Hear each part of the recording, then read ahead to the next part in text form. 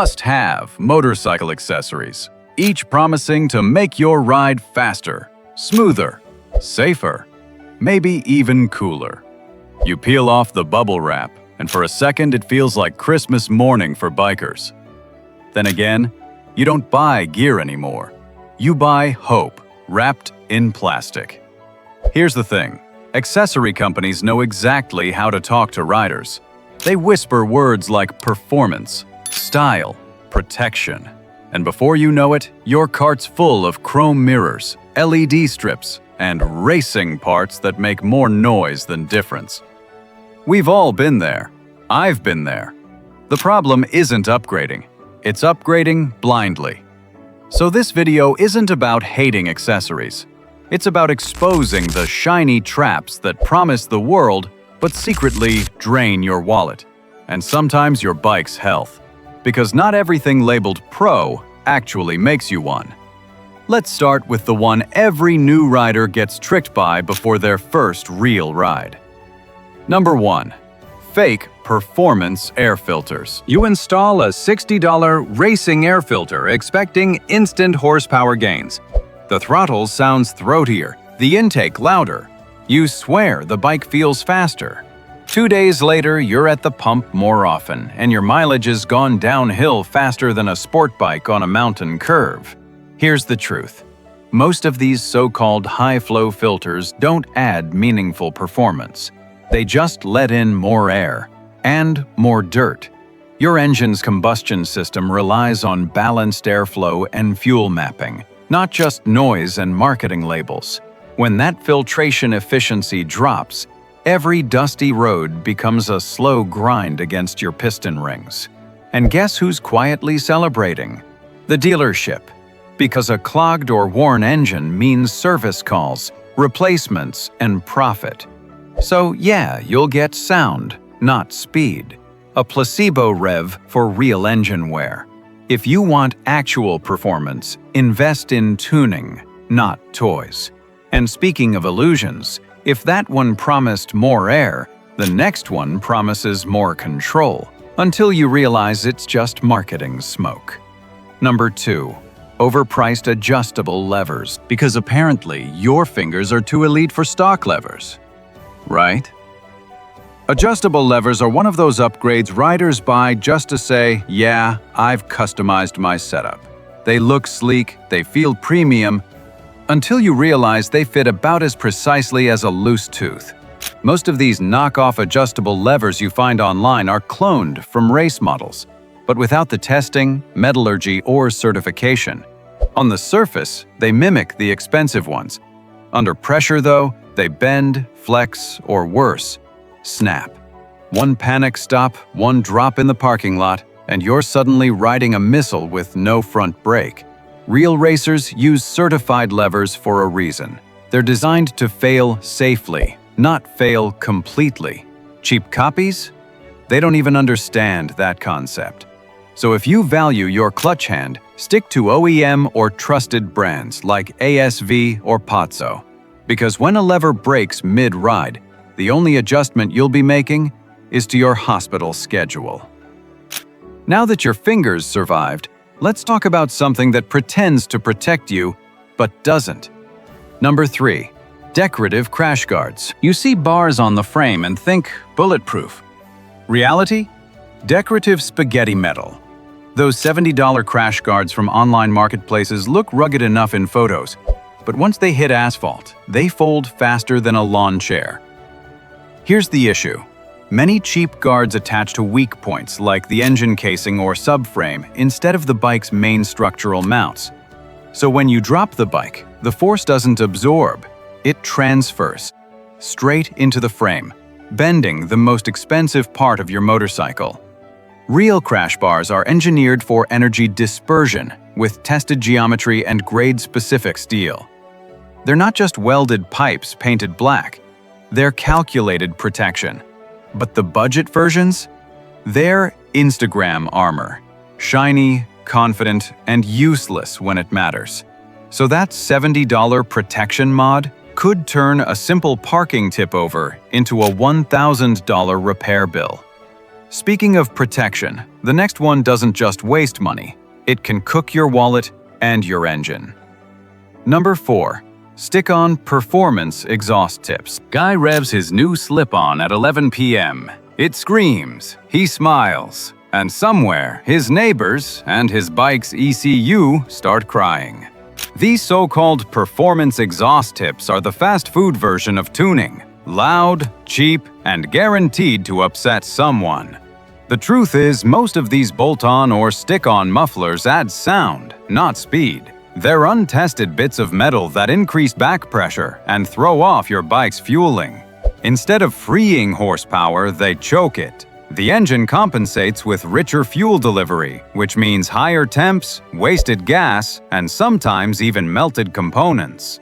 Here's the insider catch. Many of these racing pipes ditch catalytic converters altogether. That means they're illegal in a lot of regions, fail inspections, and could land you a fine big enough to buy a proper exhaust system. Less torque, more fuel use, and potential legal trouble. Quite the trade-off for a louder idle. Real upgrades require dyno tuning or remapping, not tin can theatrics.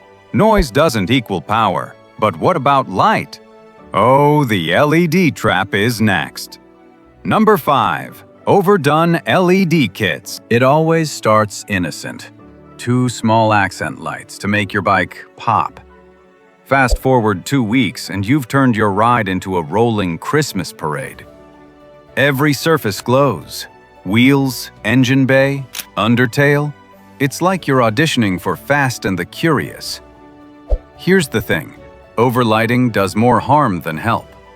Those extra LEDs drain the battery, clutter your wiring, and can distract you or other drivers. Sure, you're visible, but for all the wrong reasons. And the cheap kits? They're electrical nightmares. Poorly wired LEDs often short out or interfere with your ECU, especially on newer bikes with sensitive electronics. One bad ground and suddenly your headlight flickers.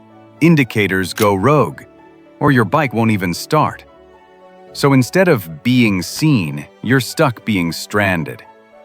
If you actually want better visibility, stick to DOT-approved auxiliary lights, bright where it matters, dark where it counts. Now, if you think glowing bikes are bad, wait till you see what's happening under your seat. Number 6. Useless seat cushions. Every rider's had that thought. Maybe this cushion will finally save my butt on that 300-mile trip. You scroll online, find a gel or air pad with glowing reviews, and it promises cloud-like comfort. Then you try it, and realize you're now sitting on the bike instead of in it. Most cheap seat cushions slide or shift mid-ride, forcing you to constantly readjust. That little wobble throws off your body position, which means less control when braking or leaning into turns. What's sold as comfort often becomes instability. Here's the truth. Comfort isn't about softness, it's about pressure distribution.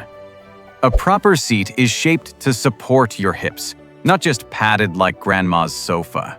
Even worse, that squishy layer can dull road feedback, so you feel less of what the bike's actually doing beneath you. False comfort leads to fatigue and poor handling. Skip the band-aids. Invest in a proper seat mod. And while we're fixing comfort, let's fix visibility. Or rather, let's stop making it worse. Number 7. Tinted helmet visors for everyday use. Cloudy day, dark visor, missed pothole. Congratulations, you just became a meme. Tinted visors look undeniably cool.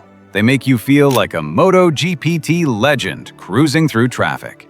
But here's the catch. What looks good in sunlight can turn deadly the moment clouds roll in or you ride through a tunnel.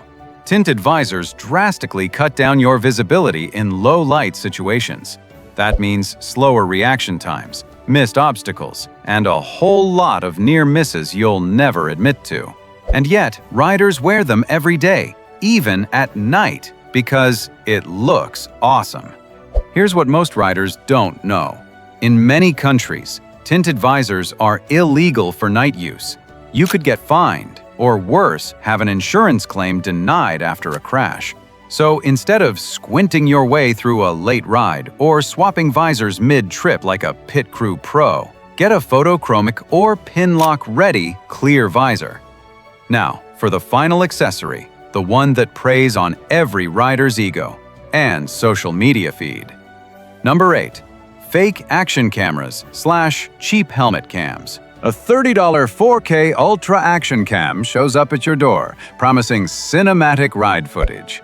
You hit record, rip down the highway, and later watch the playback. Potato quality so bad it couldn't convict a thief, let alone impress your riding group. Here's the harsh truth. Most knockoff action cams are hollow promises in plastic shells.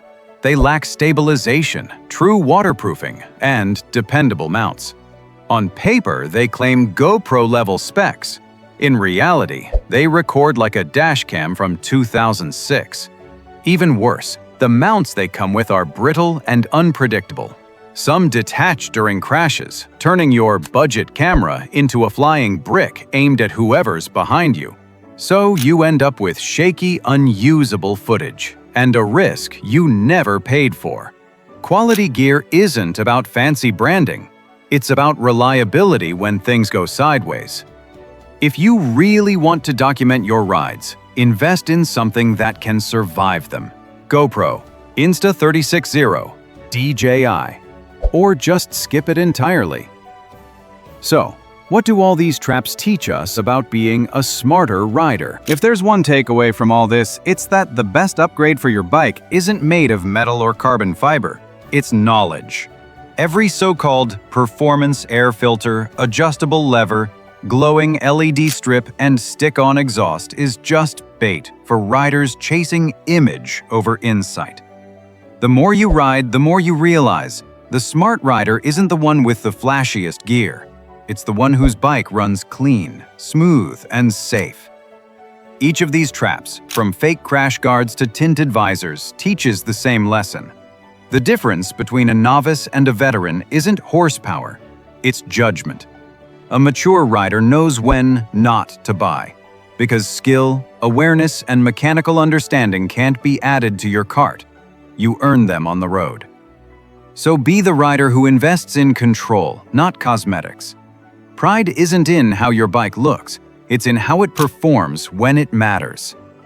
Drop a comment with the worst accessory you ever wasted money on. And if this video just saved you a few bucks, repay it with a like and hit subscribe so we can keep calling out the nonsense together.